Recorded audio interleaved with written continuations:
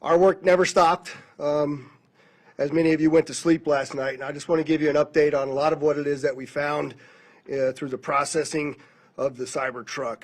This is a joint investigation involving the FBI, the ATF, the Las Vegas Metropolitan Police Department, and these folks worked through the night and found a lot of stuff that is very useful for this investigation.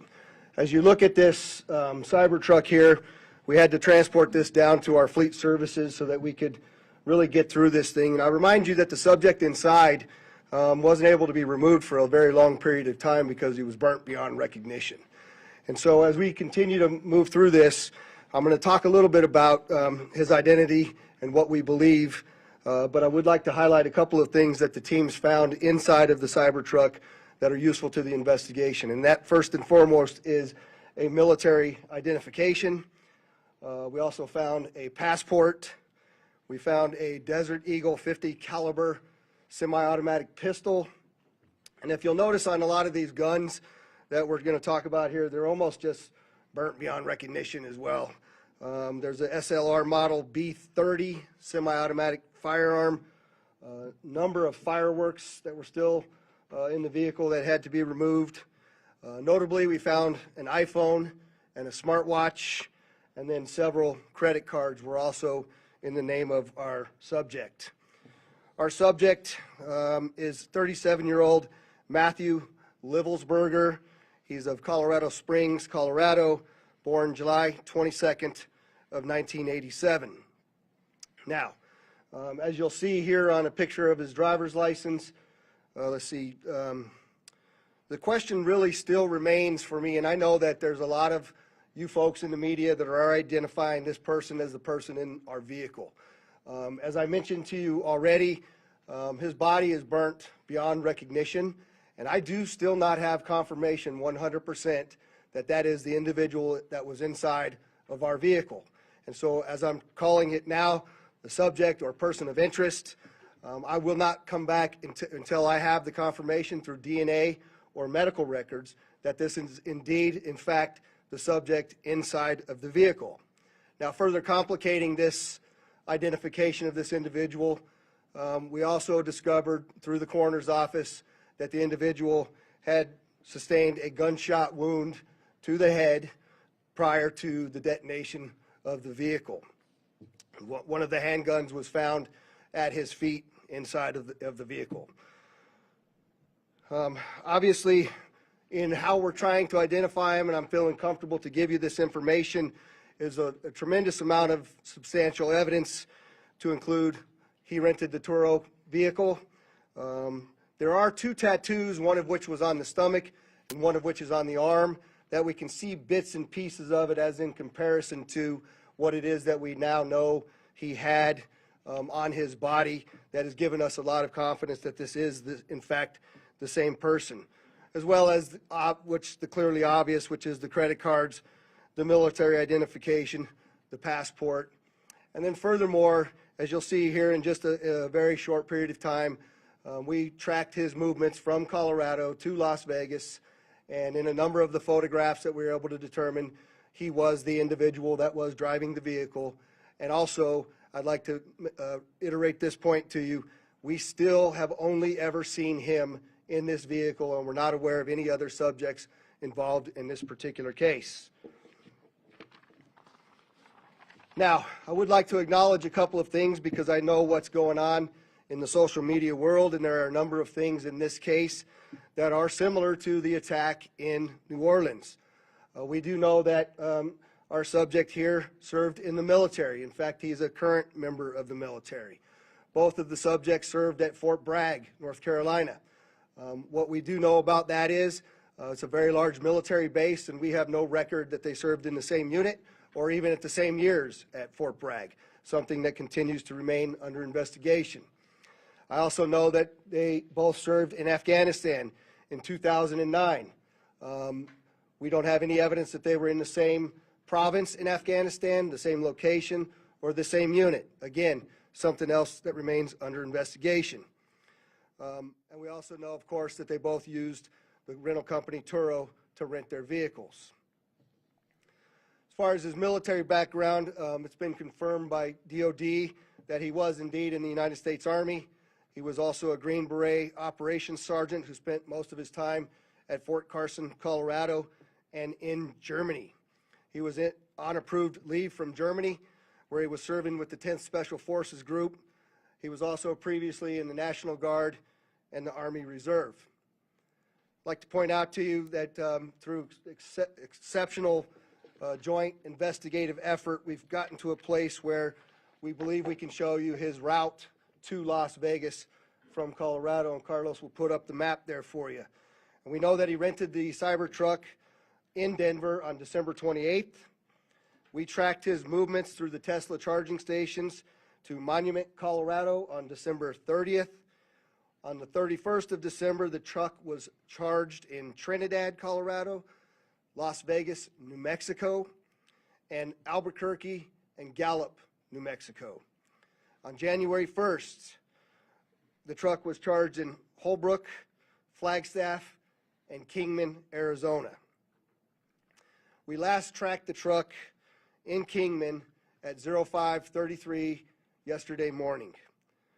The truck was first spotted in Las Vegas at 7:29 a.m. yesterday. And Carlos will pull up a picture of the truck pulling onto Fashion Show Drive here. And that picture was observed at about 7:34 a.m. We know that he pulled into the Trump Valet, and I believe we have a video of that. You can see the Cybertruck highlighted there.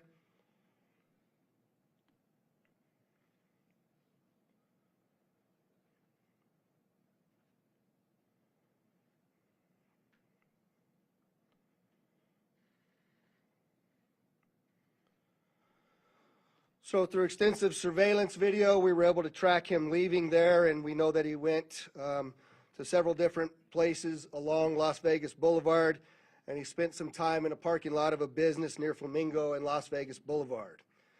We didn't have a video of the truck pulling back onto Las Vegas Boulevard from the sands.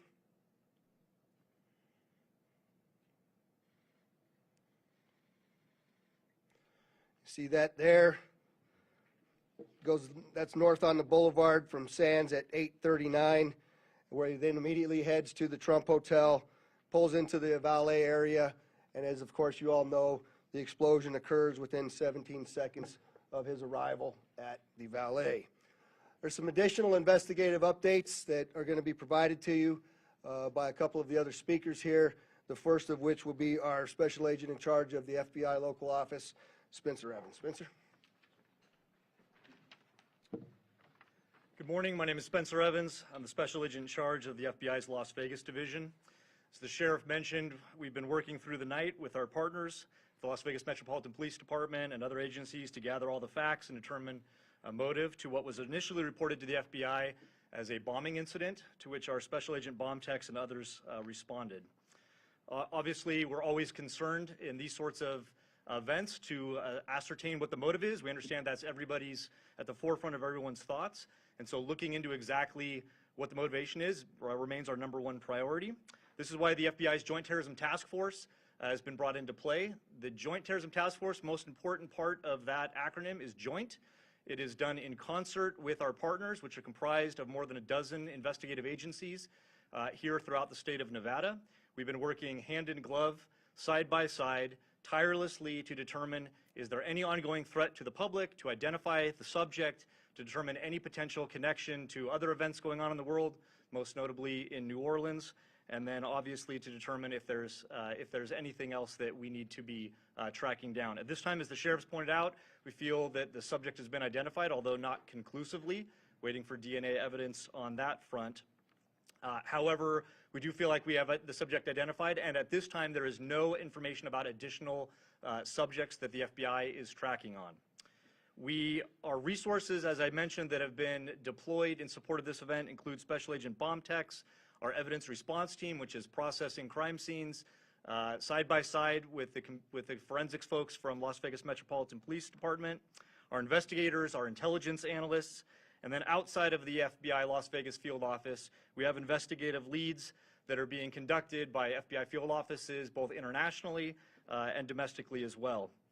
As always, when the FBI is involved with any sort of case like this, we ask for help for the public. Anyone with information related to this incident, we encourage you to please call 1-800-CALL-FBI, or you can submit a tip online at tips.fbi.gov.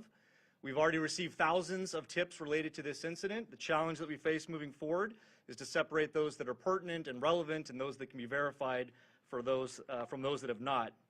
For example, one of the tips that we received just today relates to information alluding to this subject's personal experiences related to his time and activity in the military. Again, that's unverified and uncorroborated, but one of many tips and leads that we will be following up in the days that come. If you have any additional information, again, encourage everyone, 1-800-CALL-FBI or submit it online, tips.fbi.gov. We will tirelessly work to exhaust all investigative leads and conclusively determine what the nature of this particular incident was, what the motivation was, and to the extent possible, share all that information as we obtain it. I'll now turn some time over to the Assistant Special Agent in charge from the ATF, Kenny Cooper.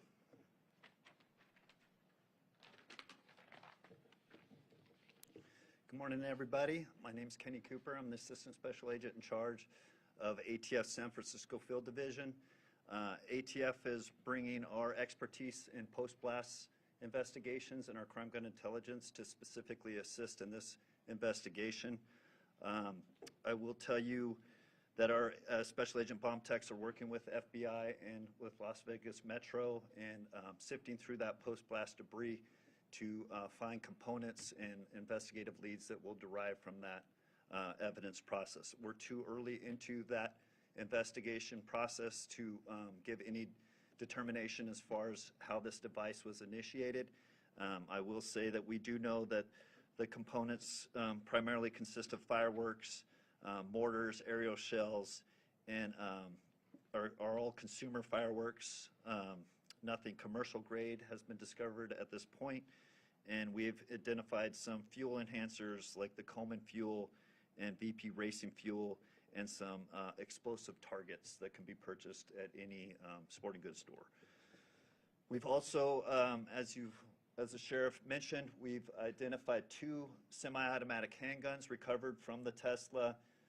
We have successfully traced those firearms, and I can tell you that Matthew Livesberg lawfully purchased both of these firearms on December 30th, 2024. We have agents following up those investigative leads. We know exactly where those firearms were purchased, and we will share any developments from those leads as they come in. Thank you.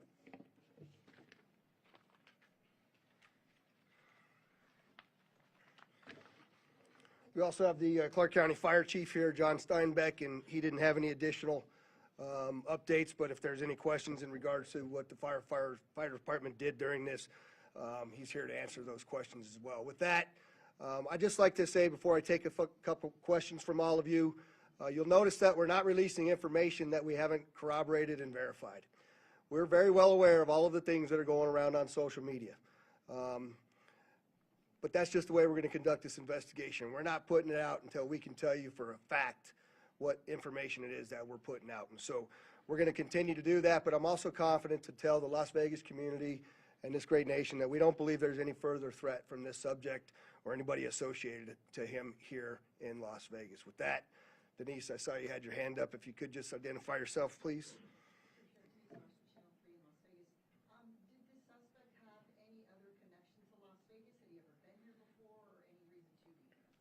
So the question was, did the subject have any ties to Las Vegas, or had he ever been here before? I do believe we had one instance a number of years ago where he stayed at a local hotel, but we're still trying to verify that information as well. Sir? David Charles, KLAS TV. There was, you have a gentleman in a Cybertruck, Trump Hotel. There's information that the FBI was in Colorado Springs last night, possibly at this gentleman's home. Any information about why? I think I'll let Spencer answer that question. So as I mentioned, the motivation at this point is unknown. We are, as I mentioned earlier, following investigative leads both domestically and internationally as well. And so that includes search warrants and witness interviews, collecting forensic information, and basically trying to compile the facts. And so there's investigative activity taking place literally around the globe, trying to determine what the potential nexus is. But at this time, at this particular moment in time, as the sheriff aptly said, we have to focus on what we know and what we don't know. We know we have a bombing, absolutely, and it's a bombing that certainly has factors that raise concern. It's not lost on us that it's in front of, of the Trump building, that it's a Tesla vehicle, but we don't have information at this point that definitively tells us or suggests it was because of this particular ideology or any of the reasoning behind it. That's the purpose of the investigation that we're conducting, is to get to the bottom of exactly what happened, why and how. Sir? Tim Caputo with KBC in Los Angeles. You mentioned a number of similarities between this case and the one in New Orleans. How far in the investigation process do you guys go to try to rule out that they are connected, knowing that you already have a couple things that seem to connect them together? So the question is how are we working to rule in or rule out any connections to the New Orleans event? And the answer to that is every tip and lead that comes in, every piece of evidence that comes in, we don't discount it, we work it through it. It's a interesting thing during these kinds of investigations that if these turned out to be simply similarities, very strange similarities to have. And so we're not prepared to rule in or rule out anything at this point. There's lots more for us to do in this investigation. We haven't even gotten into the phones or the computers, which are usually very, very instructive and informative to us as we investigate. And we've got a lot more work to do to trace him, to see the stores that he went to rule out anybody else. Lots of investigative work to do, and we're just trying to give you an update on what we know now that is factual.